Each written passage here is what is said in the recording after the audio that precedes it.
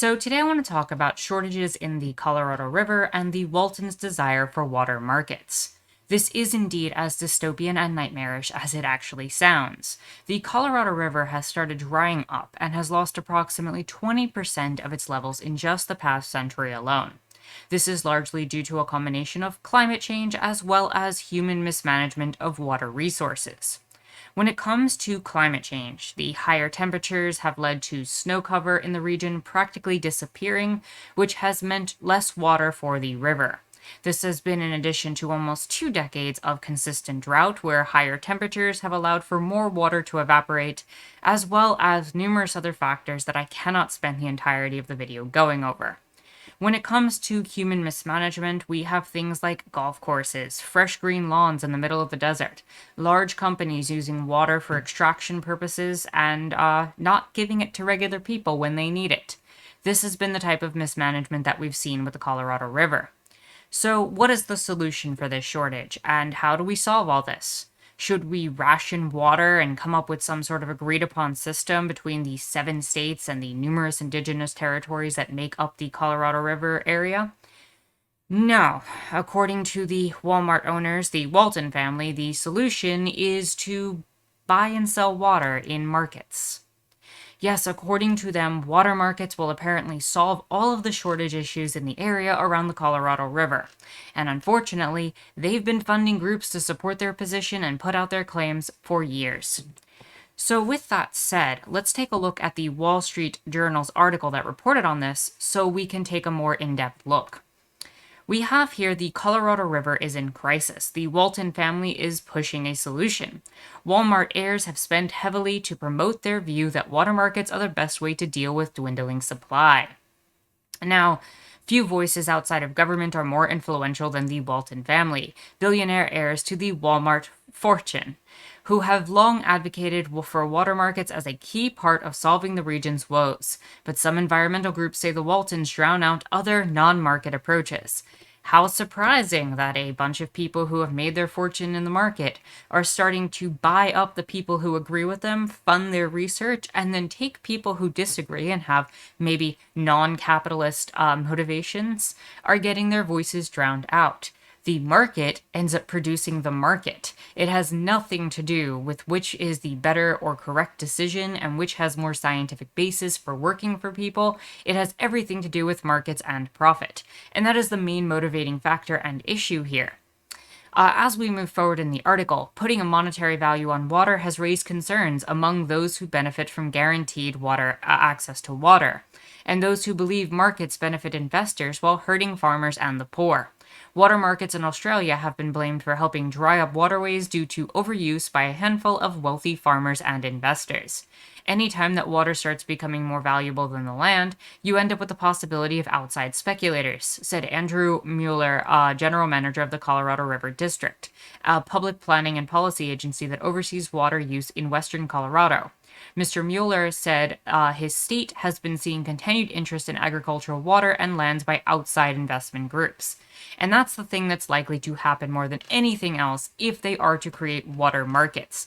You're going to see these weird instances where poor people who already struggle to get access to water in some of these regions are going to find it even more scarce. And those who are already benefiting will end up being able to buy it up and hoard it in mass in order to secure their resource and make sure that they're able to control it.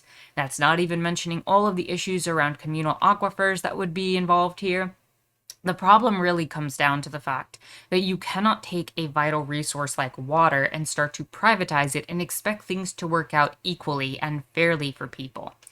And the thing is people are going to come from the outside. You're going to have corporations and businesses start to move in, just like they've done in other regions of the globe, especially when it comes to U.S. corporations in, say, Latin America. And they're going to buy up waterways. They're going to buy up rivers. They're going to buy up all the property around it. And then they will have exclusive control over that region's production. It happens to lakes. It happens to rivers. It happens to properties and housing. It will consistently happen as long as we try to look towards markets as the solution towards these problems. Now, The Nature Conservancy, a public charity focused on conservation that has received funding from the Waltons, said in a 2016 report that such markets can secure a regular flow of water back to depleted ecosystems and sell the rest back to irrigators or cities. An added benefit, it said, is a material return for investors.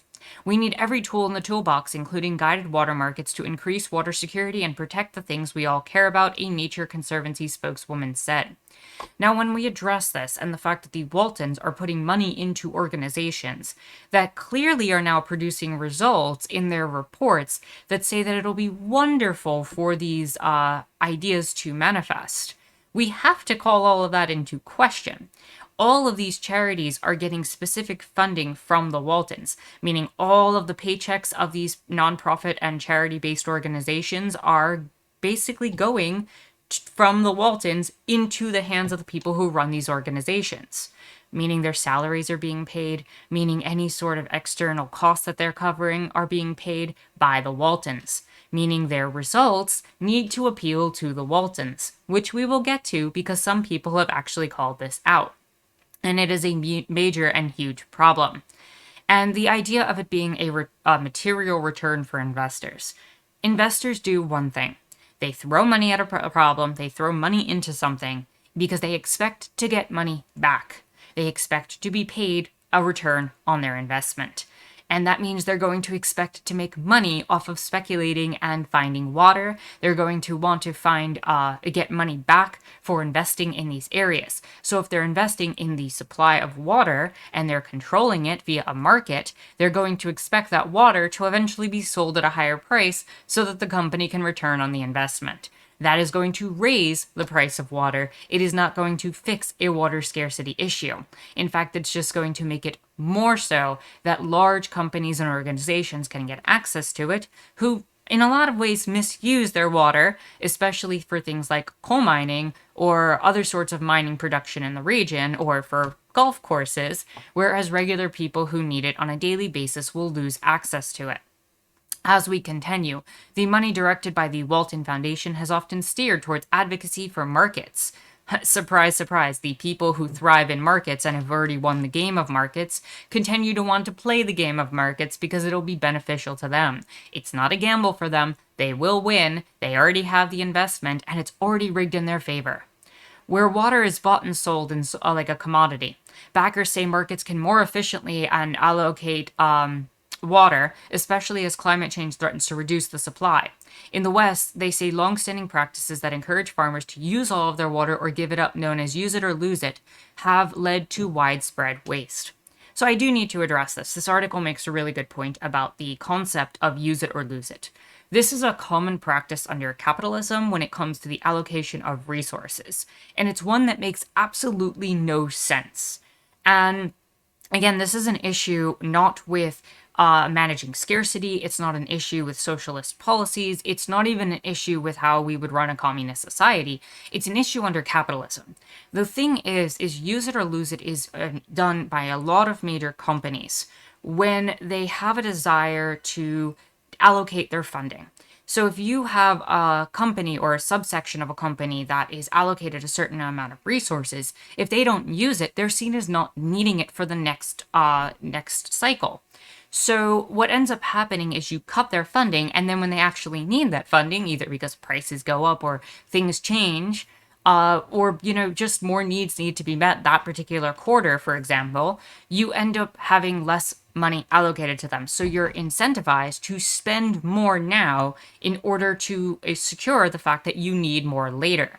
The problem is, of course, with all of this is when we're planning these type of things, we need to rely on old information to determine new information. And so use it or lose it is this very inefficient tool in all of this. What we should be doing is trying to create a certain amount of water need for maybe land acreage or for crop production or any sort of other scientific tool that we could use to determine exactly how much a group needs. And if temperatures rise, we need to be able to account for that the water use is probably going to increase in these areas. And that's how we're going to have to do it if we do, in fact, plan the allocation of these resources. However, markets are not going to fix this problem. They are going to, in fact, make it worse because it is a problem of markets today. it will continue to happen. And if it does not go into this allocation of resources via this method, what's going to happen is a lot of major companies are again going to hoard it, and that's going to be the alternative. That's not a solution to this problem, but I do have to admit the article is correct in pointing out this as a problem. Now, it's also worth noting that the Waltons also, quite obviously, have a lot of connections into the government, potentially magnifying the Waltons family influence. A pair of officials once affiliated with its foundation have been named to positions within the Biden administration that hold considerable sway over the river. Ms. Trujillo, who was sworn into her current position in June, was project director for the Walton-funded Colorado River Sustainability Campaign, which helps coordinate a range of efforts related to the river among conservation groups. Meanwhile, Michael Connor had worked for a time as an environmental program fellow for the Walton Foundation after serving as Deputy Secretary of the Interior Department of the Obama administration. And this is another reason why we can't trust markets. The way that the state works with capitalism and the way that markets interact with power in the political scene end up making it so that there's a revolving door between political organizations and a lot of these different activist groups, and there's a streamline between it with people like the Waltons. You end up getting people who are put into power in, say, like the Obama or the Biden administration, and as well with a lot of the Republican organizations as well. And then they revolving door back into the Walton Foundation and a revolving door back into these conservation groups, and all of it is how this liberal capitalist-esque system ends up functioning in a way that ends up producing results that end up upholding the system and preserving markets instead of proper allocation of resources and distributing it in a fair and equitable manner in a way that people actually need it.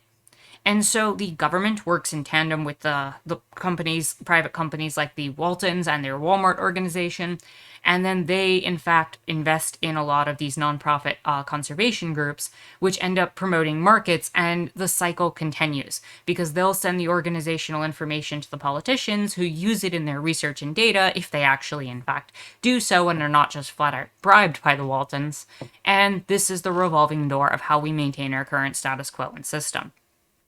While the Waltons Foundation, this one Mr. Connor, supported the expansion of so-called water banks, which he described as a market-based approach to compensate water users for temporarily reducing water diversions to avoid regional shortages. I don't even know how a water bank would work. Would you invest in the water bank and have to, not drink water for a period of time or not utilize it for a period of time during non-drought times? There are ways something like that could work. But the second I hear markets attached to water banks, I start thinking about loaning water in the future and having futures exchanges where water is essentially being, traded and loaned in quite the way that we deal with money right now. And given that water shortages are happening everywhere and that there is a crisis looming in the next 20 to 30 years, the idea of people and banks creating these institutions where they essentially loan out water to people in the expectation they're going to get more water back is something that's absolutely terrifying to me. The waves of Walton money flowing to environmental groups and researchers have sparked concerns that the family has gained an outsized influence on policy discussions surrounding the Colorado River Basin, especially discussions about water markets. This happens in capitalism all the time. We shouldn't be surprised that this is happening. And I want to end off on this section right here. About a decade ago, the Waltons began enlisting environmental charities it supports to advocate its causes. In states and Washington, D.C., they have pressed for policies to encourage water marketing and other projects that improve water efficiency. In the Colorado River Basin, according to the 2017 Foundation document reviewed by the Journal, Walton Foundation officials regularly met with charities and assigned them detailed tasks tied to their grants, according to Foundation documents reviewed by the Journal. And there we have the full extent of the collusion. If you want to continue to get funding and research, you're going to put out funding and research that backs our claims that markets are going to fix things. And even if you don't find that conclusion, you're going to find that conclusion. That's the results we want, you're going to get it. And you can do whatever you want with the extra bit of money, as long as you sell us the product, which is peer-reviewed research that ends up telling us that our solution is the correct one, which will eventually get us more money. It's an investment on there that they expect to be fully returned. Now, there's an organization called Save the Colorado from Boulder, Colorado, where the founder of the group, Gary Walkner, had basically become a sharp critic of the Waltons' influence and says his funds were cut off because he began agitating against policies that supported by other recipients of the family's funds, such as new dam projects. Dam projects often lead to results that are negative for the environment, can often divert and flow river into different areas that can end up controlling the water supply in different ways. Dams are not always the best resource or tool, and they can cause a lot of extensive harm. They can drown out other areas or cause droughts in other areas to maintain a supply of water in one area, and usually it's done to convert to hydroelectric power. It's something that needs to be invested on a case-by-case basis generally, and it should be taking all residents into account. However, they plan to make money off of these projects, and that's why they're investing in it and telling all these organizations and charities to support it. I was told you're out of alignment with the Walton Foundation, he said. A Walton Foundation spokesman said Mr. Walkner tends to be both litigious and combative, which is not the spirit of collaboration that we try to bring to this work.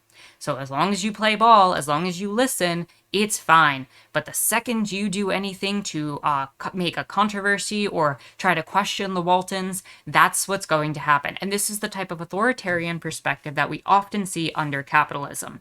And that's what the Waltons want with water. They want to authoritarianly control water supplies, them and other companies, because that's what markets do. That will mean hoarding all of it in the long run. Now, as usual, with those in power, they want to find a way to economically influence situations so they can end up with optimal outcomes for themselves. This shouldn't be a surprise. That's the way the system works. The Waltons pumping money into these environmental groups to control the narrative and lead this astroturfed green movement that supports capitalism as a solution should not come as a surprise under our current systems. The fact of the matter is that markets will not help people. They will not help your average person. They will not help poor people. They will not help farmers. They will not help the people who are producing most of the labor. They will end up doing the most for people who are able to financially invest in these markets and will give them extended control. While I do agree that the current system of rationing things, which is done in a very capitalist manner, needs major overhauls, and the model of degrowth would probably be better to create a better allocation of resource and maybe stop investing in things that are trying to extract from the earth when we generally don't need it. This is how markets, though, are going to function. And they're going to actually make things worse, because only the most affluent and wealthy that hoard water are going to be able to benefit, and they're going to control the people who actually need it. We're already aware of the state governments giving water to large contractors like those who run mining operations first. And the problem is that it denies regular people access to water. Can you imagine how much worse this would all be if people were incentivized even further to hoard water for profit? I just want to go off the top of my head for a moment and imagine this. Imagine several situations where it's extremely likely to manifest in these peculiar ways if we actually do manifest water markets into reality. Imagine for a moment a situation of water markets where water scarcity increases either artificially through hoarding or otherwise. Can we imagine that people are going to choose to go without water while companies hoard it in mass and the prices that are beyond reach for the poorest people continue to rise? We already see this right now with housing markets, with food realities, with food prices going up, and we see it with medicine all the time. Why would water be any different? Water is a necessity of life. It's going to function quite similarly under capitalism if it's created into a market. Now, can we also imagine what would happen if the value of water raised above the price of crops? If the idea of hoarding water and holding onto your supply ended up producing greater value than all of the time and energy it takes to plant crops, grow crops, take care of crops, and then sell those crops, would it not be the case that farmers who had excess water and were able to hoard it would be then incentivized to sell it instead of growing crops? And that those without water would have no incentive to buy water because they could, have no reason to grow crops on the land? This doesn't necessarily lead to a proper equilibrium, like capitalists always like to say, but instead could lead to a reduction in food production that could actually raise the price of food and starve out those who need it most. So then you don't only have a water production issue, but a food production issue that ends up leading to more scarcity for the most vulnerable populations. Can you also imagine that this would create some sort of issue around shared aquifers, like I previously mentioned, that are communally owned, that literally sit under towns as people scramble to harvest it for profit, like they do for oil right now and oil reserves? Can you imagine these large companies like Walmart coming in and purchasing huge amounts of water and creating further scarcity? Because I can. That's what the future will look like. This is what the future looks like when it's created in markets that are lucrative for people like the Waltons. They know they could secure these markets and that they'll never be without water. They never have to worry about people in their lives going thirsty. But for those of us who may be unable to afford water in these markets, and will end up at the bottom of a society like the ones the Waltons are trying to create, where they have all of the needs that we have literally over our heads, in quite the same way that we already have housing, medicine, and food under our current economic system. We really have to take a look at things and try to think about things in a different manner. So with that said, if you like this video, please give it a thumbs up, hit the subscribe button and the bell for notifications. You can follow me on Twitter and check out my Discord in the description down below. My name is Anarchist Tara, and I thank you for watching.